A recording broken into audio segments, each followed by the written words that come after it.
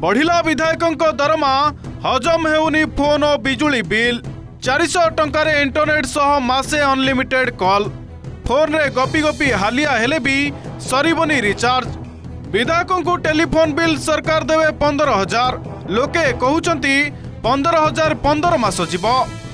विभिन्न प्रकार खर्च मिसाई विधायकों दरमा 3,45,000 टंका किंतु ए खर्च भितर टेलीफोन खर्च होउची 15,000 टंका।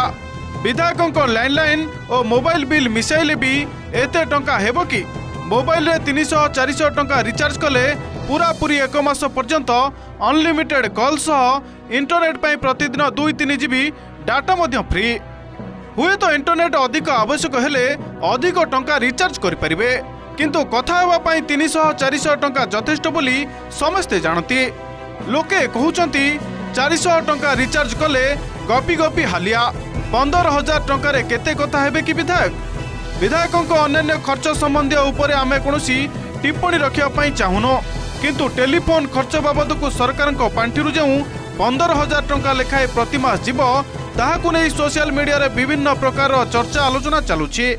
विधायकों बासभवन रे समस्त प्रकार सुविधा सुजोग सह विद्युत संजोग मध्य रहिछि। जाणी आहुरी आश्चर्य हेबे विद्युत जालिबा बाबद को विधायकों को मिलिबो 20,000 टंका जहाकु एते सहजरे हजम करि पारुनाहांती साधारण लोके। जदियो विधायकों दरमा वृद्धि रे कोनोसी आपत्ति नहीं किंतु जेउटी कम टंका खर्च हेबा कथा सेठी सरकार अधिक टंका खर्च करुछंती जहाकु नै आलोचना हेबा स्वाभाविक। एमिति के दरमा बढ़िबा नै खोद विधायक मध्य ना पसंद करिसंती। मु याको दृढ़ विरोध करुच्ची एवं आम पार्टी सीपीएम पार्टी या विरोध करुच्ची जेहेतु आज देखिए श्रमिक कृषक आज चाकरी हरौंट दरमा बढ़ू ना आज शीत काकर शिक्षक मैंने अच्छा बढ़िया दरकार न बढ़ी आज जदि एमएलए मानकर बढ़ुची ताहले आमे जदि जनसेवा करवा जन मानकर आग सेवा कला पर बढ़िया कथा किंतु यही जो कराऊँच से आम सीपीएम पार्टी तरफ एवं विधायक तरफ दृढ़ विरोध करुच्ची।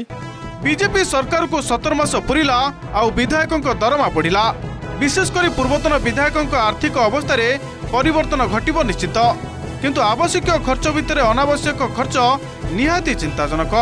Bureau report, Odisha reporter.